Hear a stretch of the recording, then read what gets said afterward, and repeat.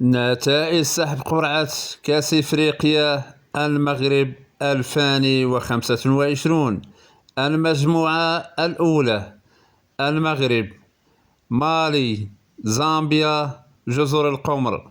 المجموعة الثانية: مصر، جنوب إفريقيا، أنغولا، زيمبابوي. المجموعة الثالثة: نيجيريا، تونس، أوغندا، تنزانيا. المجموعة الرابعة: السنغال، الكونغو الديمقراطية، البنين، بوتسوانا. المجموعة الخامسة: الجزائر، بوركينا فاسو، غينيا الاستوائية، السودان. المجموعة السادسة: كوت ديفوار، الكاميرون، الغابون، موزمبيق.